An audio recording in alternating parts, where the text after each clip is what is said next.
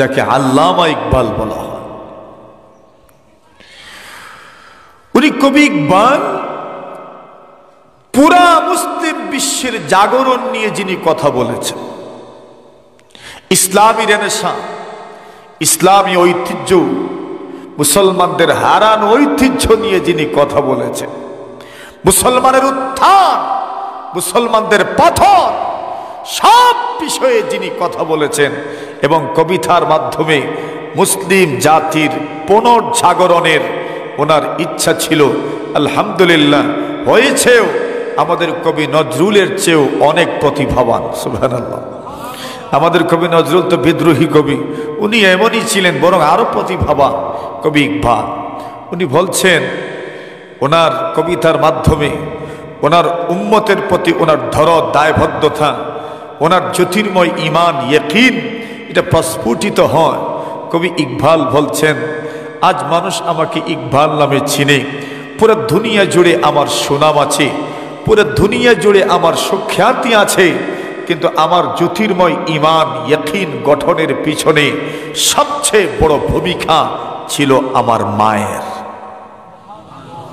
জোরে বলে কার? আরে মহিলাদেরকে তো, নারীদেরকে তো আমরা দুর্বল মনে করি, কিন্তু একটি আদর্শ সন্তান গঠনে সবচেয়ে বড় শক্তিশালী হাত এবং সবচেয়ে বড় শক্তিশালী দিমাগ হচ্ছে নারীদের দিমাগ সন্তান গঠনে। কবি ইকবাল বলেন, আমার জ্যোতির্ময় ঈমান, ইয়াকিন গঠনের পিছনে সবচেয়ে বড় ভূমিকা কার? মায়ের। কিভাবে? উনি বলছেন, আমার আব্বাজানের উপার্জন হারাম ছিল অথবা সন্দিগ্ধ ছিল। কিছু আছে না হারাম উপার্জন আসেনি? হারাম উপার্জনের একটা কুপ্রভাব আছে। আল্লাহ রসুল বলছেন, উপার্জন যদি হারাম হয় তাহলে অন্তর কালো হয়ে যায়। কি হয়? আপনি যদি একটা লুকমা আপনার পেটের ভিতরে হারাম ঢুকান, রসুল বলছেন 40 দিন পর্যন্ত কোনো নামাজ, রোজা, ইবাদত কবুল হয় না। কতদিন? তো ইবাদতই কবুল হয় না, তো দোয়া তো কবুল মনে হয়? হ্যাঁ, দোয়া কবুল না। আল্লাহ রসুল বলছেন, وَإِنَّ الْعَبْدَ لَيَقْذِفُ اللُّقْمَةَ الْحَرَامَ فِي جَوْفِهِ مَا يُتَقَبَّلُ مِنْهُ عَمَلُ 40 يَوْمًا। আল্লাহর নবী বলেন, কোন পুরুষ নারী যদি এক লুকমা হারাম তার মুখের ভিতরে ঢুকায়, আল্লাহর নবীজি বলেন 40 দিন পর্যন্ত তার আমল আল্লাহর দরবারে কবুল হয় না। আমল কবুল হয় না, দোয়াও কবুল হয় না। এর প্রভাব আছে। প্রভাব কি? এই অন্তর কালো হয়ে যায়। ওই অন্তর আর ভালোকে ভালো মনে করতে পারে না, মন্দটাও তার কাছে আর মন্দ মনে হয় না। এমন অন্তরওয়ালা মানুষ নাই? জোরে বলে। আর কিছু অন্তর আছে এত পরিষ্কার, এত স্বচ্ছ, ওই অন্তরে আল্লাহ খুঁজে পাওয়া যায়। সুবহানাল্লাহ। বাকিত না নগদ? জোরে বলে। কিছু অন্তর এত পরিষ্কার, বলছেন ওই অন্তরে আল্লাহ দেখা যায়। কিভাবে? লোকটা একটু উদাহরণ দিয়েছে। ইদা সাকানাল গাদিরু আলা সাফাইন ওয়াজান্নাবা আন ইউহাররিকাহুন নাসিমু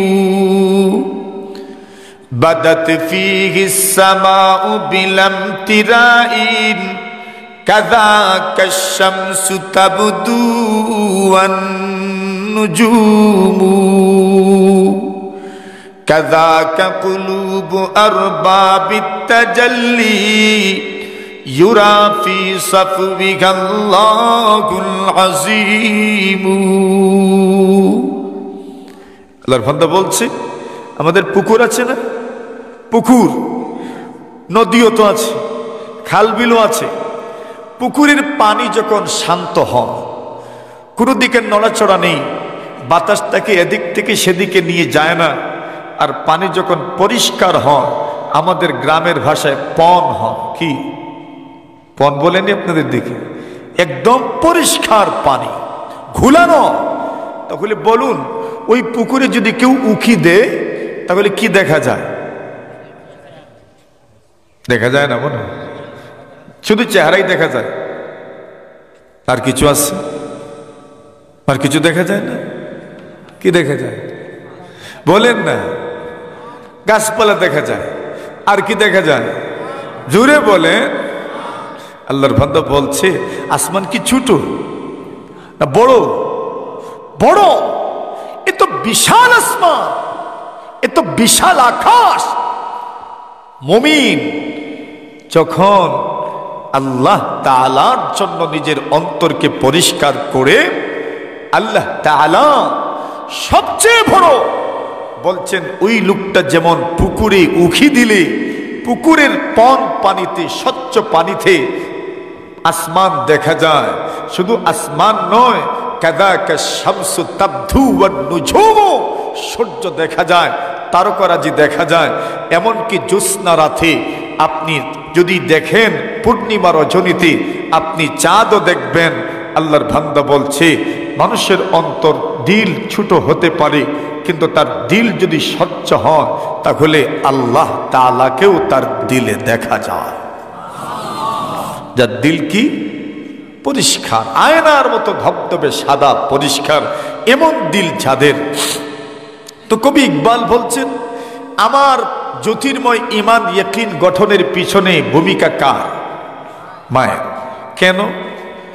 আমার আব্বা জানের উপার্জন হারাম ছিল, অথবা আমার আব্বা জানের উপার্জন সংলগ্ন ছিল। আমার মা চিন্তা করলেন, আমার স্বামীর উপার্জন যা আমি খাই, যা আমি পান করি, ওই উপার্জন খাওয়ার মাধ্যমে, পান করার মাধ্যমে যে দুধ আমার শরীরে তৈরি হয়, ওই দুধ যদি আমার সন্তান পান করে, তাহলে আমার সন্তানের শরীরটা বাড়লো হারাম দুধের মাধ্যমে। আল্লাহর বান্দা বলেন, আমার মা আমার বাবার সম্পদ থেকে, আমার বাবার উপার্জন থেকে আহার করার পরে যে দুধ ওনার শরীরে জন্মে, যে দুধ ওনার স্তনে আসে, ওই দুধ আমাকে পান করার নাই। আমার মা জননী আমার জন্য একটা বকরি কিনলেন, ছাগল কিনলেন, আর ওই ছাগলের একটু একটু দুধ দিয়ে আমাকে লালন পালন করেছেন। কবি ইকবাল বলেন, আমার জ্যোতির্ময় আলোকিত ঈমান ইয়াকিন গঠনে সবচেয়ে বড় ভূমিকা হলো আমার মা জননীর, আমার মায়ের ভূমিকা। তাহলে একটি আদর্শ সন্তান গঠনে পুরুষদেরকে যে পরিমাণ সতর্ক থাকতে হবে, এর চেয়ে শতগুণ বেশি সতর্ক থাকতে হবে মায়েদেরকে। কথা বলেন? তাহলে বলুন, এখন আমাদের মেয়েদেরকেও এমন শিক্ষায় শিক্ষিত করার প্রয়োজন আছে না নাই? যে হারাম চিনবে, হালাল চিনবে, কোনটা হারাম কোনটা হালাল সে পরিচয় করতে পারবে, সে তার সন্তানকে আদর্শ সন্তান হিসাবে গড়ে তুলতে পারবে। কথাটা আমি আরেকটু বাড়িয়ে বলি, কষ্ট হচ্ছে না তো আপনাদের? খুব ভালো করে আমার কথাগুলো নিয়ে আপনি চিন্তা করুন। আমি চিন্তার দরজা খুলতে চাচ্ছি, চিন্তার ধার যেন খুলে যায়। মনে করুন, আপনার একটা সন্তান আদর্শ সন্তান হলো, আল্লাহ আপনাকে তৌফিক দান করেছেন, আপনি আপনার সন্তানকে আদর্শ সন্তান হিসাবে গড়ে যেতে পেরেছেন। তাহলে আপনি শুধু আপনার সন্তানকে আদর্শ সন্তান হিসাবে গড়েননি, আপনি যেন একটা প্রজন্মকে আদর্শ সন্তান হিসাবে গড়ে তুললেন। কিভাবে? আপনার ওই সন্তানটা আগামীতে বাবা হবে না, তুই না বাবা, ওই তো না, সেও তো বাবা হবে। অথবা মেয়ে যদি হয়, তাহলে এই সন্তানটি আগামীতে কি হবে? মা হবে। সেও তার সন্তানকে আদর্শ সন্তান হিসাবে গড়ে তুলবে। তখন ওই সন্তানটা তার সন্তানকে আদর্শ সন্তান হিসাবে গড়ে তুলবে। এর অর্থ কি দাঁড়ালো? আপনি আপনার সন্তানের পিছনে মেহনত করার কারণে আপনি আপনার সন্তানকে শুধু আদর্শ সন্তান হিসাবে গড়ে যাননি, আপনি যেন একটা প্রজন্মকে আদর্শ প্রজন্ম হিসাবে গড়ে তুলেছেন। এই কথাটা আমি আরেকটু ক্লিয়ার করে আপনাদেরকে বুঝাই। মনে করেন আপনার একটা সন্তান, আপনি আদর্শ সন্তান হিসাবে গড়ে তুললেন। এই সন্তান যেই ফ্যামিলিতে যাবে, অবশ্যই এই ফ্যামিলির সদস্যদেরকেও সে নামাজি হিসাবে গড়ে তুলবে। এই আত্মবিশ্বাস আসেনি আপনাদের? না নাই? বলেন।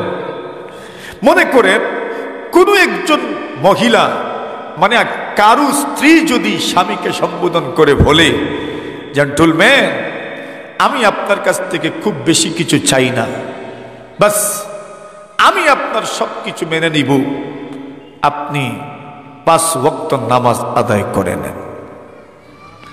এমন ভাবে যদি কোনো স্ত্রী তার স্বামীকে বুঝায়, তাহলে ওই স্বামী কি আর নামাজ ছাড়বে? বলেন। তাহলে কি বোঝা গেল? উইমেন্স পাওয়ার, নারীর ক্ষমতা। আরে দুনিয়াতে আপনি যত বীর বাহাদুর হন না কেন, আপনার দুর্বলতার সবচেয়ে বড় জায়গা হচ্ছে কে? জোরে কোন? নারী বলতে নিজের স্ত্রী আর কি। এখানে সবাই দুর্বল, ঠিক না? সবাই এখানে দুর্বল। এরা যেই কথাগুলো বলবে, এই কথাগুলো মানুষের অন্তরে যেন তীরের মতো বিদ্ধ হয়। যদি স্ত্রী বলেন আপনি নামাজটা আদায় করেন, কোন নারীর কথা আপনি মানলেন না? বলেন, কে কার স্ত্রীর কথা মানল না? স্ত্রী যখন দাবি করে সুন্দর একটা ডিনার সেটের দরকার, দেন নাই? দেন নাই? আরে চুরি কইরা হইলেও দিছে মানুষে, ঠিক না? কেন? একবার না করবেন, 2 বার না করবেন, কিন্তু এর ভক ভককে সহ্য করব প্রতিদিন। কমপক্ষে নিজের খানকে বাঁচানোর জন্য তাকে দেওয়া হয়।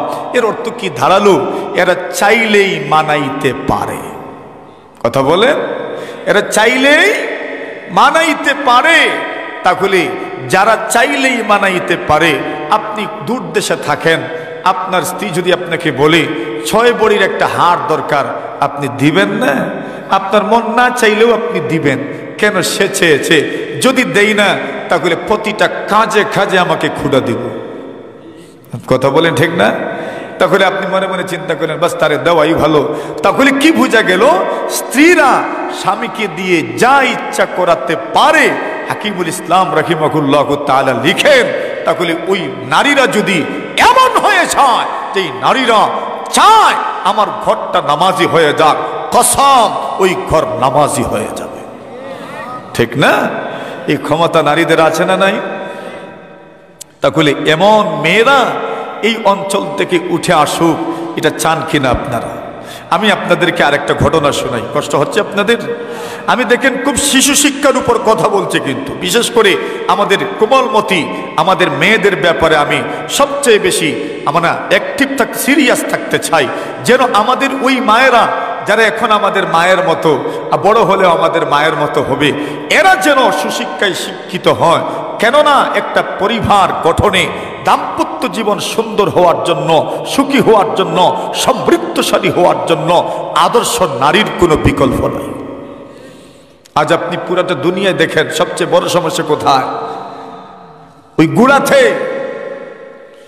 হযরত ইমাম মালিক রাহিমাহুল্লাহ তাআলা, ওনার ছোট বয়সে উনি চেয়েছিলেন গায়ক হবেন। কি গায়ক? মা বলছেন তোমাকে দিয়ে গায়কই হবে না, তো কি করব? মা বলছেন, পাগড়ি পরায় দিয়েছেন, টুপি মাথায় দিয়েছেন, আর বলছেন যাও রবিয়াতুর রায়ের হাদিসের ক্লাসে বসো, ফিকহ ফতোয়ার জ্ঞান অর্জন করো। সুবহানাল্লাহ। উনি রওনা হইলেন, রবিয়াতুর রায়ের মজলিসে গেলেন। রবিয়াতুর রায় কেমন? বলছেন উনার আব্বাজান আবু আব্দুর রহমান ফারুক রাহিমাহুল্লাহ তাআলা, উনি উমাইয়া খেলাফতের আমলে সৈন্য ছিলেন, সেনাদলের সেনাপতি ছিলেন। খোরাসানে যুদ্ধ হবে, বাদশার পক্ষ থেকে ওনাকে ডাকা হলো, আপনাকে যুদ্ধে যেতে হবে। যখন যুদ্ধে যাবেন তখন ওনার স্ত্রী গর্ভবতী। এখন যুদ্ধে গেলে ফিরত আসার সম্ভাবনা আছে? জোরে বলে আছে? বরং সেখানেই সমাধি হওয়ার সমূহ সম্ভাবনা আছে। এই বাংলাদেশ স্বাধীন করার জন্য কত মায়ের বুক খালি হয়েছে, কত মায়ের সন্তানের কবর কোথায় হয়েছে অনেকে জানেও না, ঠিক না? আর এটাই তো যুদ্ধ, এমন এক জিনিস কার কবর কোন জায়গায় হয় কেউ বলতেও পারে না। শেষ পর্যন্ত অনেক কবর এমন আছে যেগুলো কেউ জানেও না, আছে না নাই? আল্লাহর বান্দা ফারুক রাহিমাহুল্লাহ তাআলা যুদ্ধে চলে যাবেন। গর্ভবতী স্ত্রী প্রিয়তমা, এমন সময় পৃথিবীর সব নারী মনে মনে কামনা করে আমার স্বামী আমার পাশে থাকবেন। গর্ভবতী যারা, এরা জানে ওই সময়টা তাদের জন্য কি পরিমাণ কঠিন, কি পরিমাণ অসহায়ত্ব বোধ করি। আল্লাহর বান্দিরা মনে মনে চায় আমার স্বামী যেন আমার পাশে থাকে। ওই সময় এদেরকে কোনো কটু কথা বলিয়েন না, এদের মনে আঘাত আসে এমন কোনো কথা বলিয়েন না। এরা প্রতিদিন প্রতিনিয়ত দুশ্চিন্তায় ভুগতে থাকে। প্রতিটা মিনিটে মিনিটে তাদের মাথায় কত চিন্তা আসে। এরা মনে মনে চিন্তা করে সন্তানটা যখন জন্ম দিব, বাঁচব নাকি মারা যাব। আমার সন্তান যখন জন্ম নেবে ওই সময় আমি দুনিয়াতে আর বাঁচব কিনা জানি না। কেন? এরা তো জানে এর মায়েদের কি পরিমাণ কষ্ট হয়। ডাক্তাররা বলেন একজন মা সন্তান যখন জন্ম দেন কি পরিমাণ কষ্ট হয়। ডাক্তাররা বলেন একজন মানুষ, সুস্থ সবল মানুষ, শরীরের 25টা হাত যদি ভেঙে দেওয়া হয়, যে পরিমাণ কষ্ট ওই মানুষটা অনুভব করবে। মায়েরা যখন সন্তান জন্ম দেন মায়েদের এর চাইতে আরো বেশি কষ্ট হয়। আল্লাহর বান্দি জানেন, মনে করুন আপনার পেটের মধ্যে যদি একটা ইট বেঁধে দেওয়া হয় আর যদি বলা হয় ওই ইটটা নিয়ে আপনি ঘুরতে থাকেন, আপনার পেটে যদি 1 কেজির একটা সামান বেঁধে দেওয়া হয় আর আপনাকে যদি বলা হয় ওই 1 কেজির সামানটা নিয়ে আপনি 1 মাস ঘুরতে থাকেন, পারবেন? বলে 1 মাস? আরে কত মানুষ আছে এমন ব্যাগ কোমরে বাঁধে, বেল্টের মতো একটা ব্যাগ কোমরে বাঁধে, ওই ব্যাগটা পুরাটা দিন রাখতে পারে না, একটু পরপরই খুলতে চায়। কিন্তু মা জননী একটা সন্তানের ওজন কি পরিমাণ হয়? 3 কেজি হয়, 3.5 কেজি হয়, 4 কেজি হয়, 4.5 কেজি পর্যন্ত হয়ে যায়। মানে একটা জানের ভিতরে আরেকটা জান। এমন একজন মা সন্তানকে গর্ভে ধারণ করেন, ওই সময় মায়েদের সবচেয়ে বড় খাগিস থাকে, ইচ্ছা থাকে আমার সবচেয়ে প্রিয় মানুষটা যেন আমার কাছে থাকে। স্বামীর চাইতে স্ত্রীর কাছে সবচেয়ে প্রিয় মানুষ আর কেউ নাই। সবচাইতে প্রিয় মানুষটাই নাম হইল স্বামী। তার কাছে তার বাবাও এত প্রিয় নয়, তার কাছে তার মাও এত প্রিয় নয়, তার কাছে তার বোনও এত প্রিয় নয়। তার স্বামী তার কাছে যে পরিমাণ প্রিয়, যদি বলা হয় আপনার বাবা আর মা একদিকে স্বামী, 3 জন থেকে একজনকে বাছাই করো, কসম আল্লাহর স্ত্রীরা স্বামীকেই বাছাই করবে, মাকেও বাছাই করবে না, বাবাকেও বাছাই করবে না। তখন স্ত্রীরা স্বামীকেই বাছাই করে নেবে, না না আমার স্বামী আমার জন্য আসল। ওই মহিলাগুলো স্ত্রীগণ স্বামীদেরকেই সবসময় পাশে চায়। ফারুক রাহিমাহুল্লাহ তাআলা যুদ্ধের ময়দানে চলে যাবেন। আল্লাহর বান্দা বলেন প্রিয়তমা ঘম, আমি তো যুদ্ধের ময়দানে চলে যাব, জানি না কখন ফিরে আসব। এমনও তো হতে পারে গো আমি যুদ্ধের ময়দান থেকে ফেরত না আসতে পারে, শহীদ হয়ে যেতে পারে। আবার এমনও হতে পারে ফিরতেও পারে। আর ফিরি যদি গো কোন দিন ফিরবো তাও তো জানি না। আবার এমনও হতে পারে গো জানটা তো আমার যাবে না, কিন্তু আমি প্রতিবন্ধী হয়ে যেতে পারে, আমার হাত নাও থাকতে পারে, আমার পাও নাও থাকতে পারে। অগপ্রিয়তমা আমার জন্য উচিত ছিল তোমাকে সময় দেওয়া, তোমার কেয়ার করা, কিন্তু আমি তো পারছি না, আমাকে যুদ্ধে যেতে হবে। আমি একজন সেনা হওয়ার সুবাদে বাদশার ফরমান কোনোভাবেই প্রত্যাখ্যান করার সুযোগ আমার সামনে নাই। আল্লাহর বান্দি বলেন স্বামী গো যেতে চান বাধা দিব না, শুধু একটু দুয়াতে আমাদেরকে শরীক রাখিয়েন। মুসাফির তো যুদ্ধের ময়দানে যাবেন তো আপনি মুসাফির, মুসাফির পুরো বছরই তো মুসাফির। স্ত্রী বলেন স্বামী আমার আমি আপনাকে ভাতা দেব না, আপনি যুদ্ধে যাবেন আমি আপনাকে বাধা দিতে পারি না, হয়তো শহীদ হবেন নয়তো গাজী হবেন। আল্লাহর বান্দা বলেন আমি তোমার কাছে আরো 30,000 দিনার রেখে গেলাম। সুবহানাল্লাহ, কত হাজার? 30,000 দিনার। দিনার মানে মাত্র 20 দিনারে 7.5 তোলা সোনা। 20 দিনারে আমি হিসাব বুঝাইলাম আর কি। 20 দিনারে কত তোলা? এবার 30,000 দিনারে কত তোলা হবে? কিছু অনুমান করতে পেরেছেন? সোনার তুলা কত এখন? ভরি 1,04,000 21 ক্যারেটের, 1,06,000 7,000 22 ক্যারেটের। বিয়ে করতে আরো করো। এই জন্য মুরব্বী যারা আছেন বিয়ে শাদীতে গিয়ে সোনা নিয়ে টানাটানি করিয়েন না বেশি, নতুবা যুবকরা সব আবিয়াতে থাকবে। সোনাতে যে পরিমাণ মূল্য, ঠিক না?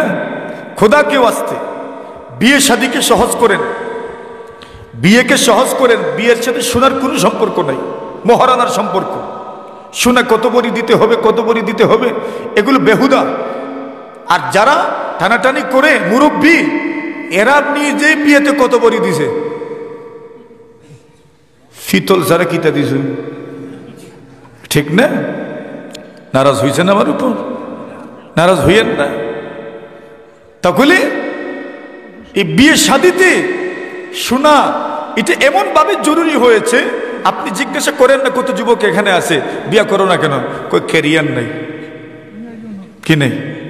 আগে ক্যারিয়ার গঠন করবে, ক্যারিয়ার গঠন করতে করতে বিয়ে করবে, এমন বয়সে দেখবে বিয়ার বয়সই নাই, ঠিক না? এই জন্য বিয়েকে সহজ করেন ইনশাল্লাহ, কুসংস্কার দূর করেন, ওইগুলো দূর করার চেষ্টা করেন। মোহরকেও সহনশীল পর্যায়ে নিয়ে আসেন। 10 লক্ষ 20 লক্ষ টাকা মোহর, ইন্নালিল্লাহ, কত আদায় হয়? আরে আদায় তো হই না, এর তো বেশি মোহর কেন রাখে? বলে ছাড়লে বুঝতো কোন দিন, প্রথমেই টার্গেট ছাড়লে বুঝতো। এর মানে সে যদি ছাড়তে চায়ও তো মোহরের ভয়ে ছাড়বে না। তো বলুন তো এদের দাম্পত্য জীবন কি সুখের হবে? তো দাম্পত্য জীবনটাইকে তো আপনি নষ্ট করে দিচ্ছেন। এই জন্য মোহরকেও সহনশীল পর্যায়ে রাখার দরকার, ঠিক না? আল্লাহ আমাদেরকে তৌফিক দান করেন, বলেন আমিন। আমি আর ওইদিকে যাব না, মোহরের আলোচনা আমি করছি না। এখন দেখেন উনি রেখে গেছেন কত হাজার দিনার? 30,000 দিনার। 30,000 দিনার রেখে গেছেন। আর ওনার গর্বে ওনার সন্তানটা আমানত। আল্লাহর বান্দা বলে যান, প্রিয়তমা গো, সন্তান তোমার কাছে আমানত, টাকাটা তোমার কাছে রেখে গেলাম, তোমার ইচ্ছা মতো খরচ করো, আবার তোমার কাছে আমার ওসিয়ত হলো, সন্তান ছেলে হোক মেয়ে হোক, আমি তোমার হাওয়ালা করে গেলাম, আমার আল্লাহর উপর ভরসা করে তোমার হাওয়ালায় রেখে গেলাম। আমার সন্তানকে আদর্শ সন্তান হিসেবে তুমি গড়ে তুলিও। এই দুনিয়াতেও কত মা আছে, স্বামী বিদেশে প্রবাসে আছেন, মায়েরাই সন্তানকে কেয়ার করে। তুমি তো জানো না সন্তানকে লালন পালন করা কি পরিমাণ কষ্ট, ঠিক কিনা? কি পরিমাণ কষ্ট মায়েরাই জানে। একটা সন্তানের সবচেয়ে ঘনিষ্ঠ মানুষকে বলেন, বলেন, সন্তানের সবচেয়ে ঘনিষ্ঠ কে? মা। মায়ের চাইতে ঘনিষ্ঠ আর আপন দুনিয়াতে আর কেউ নাই, এটা বলা হয়। সবচেয়ে ঘনিষ্ঠ হচ্ছেন মা। আপনার সন্তানকে সবচাইতে বেশি সময় দেন কে? বলেন। তাহলে আর আবার ওই মায়েদের উপরই আমরা সন্তানের সমস্ত কুকর্মের দায়ভার চাপাই। কথাও আছে কেন চাপানো হয়, কিন্তু ভালো যতটা আছে এটার ক্রেডিট মায়েদেরকে আমরা দিতে চাই না। এই ক্রেডিট সব পুরুষ লড়িয়ে যায়, ঠিক না?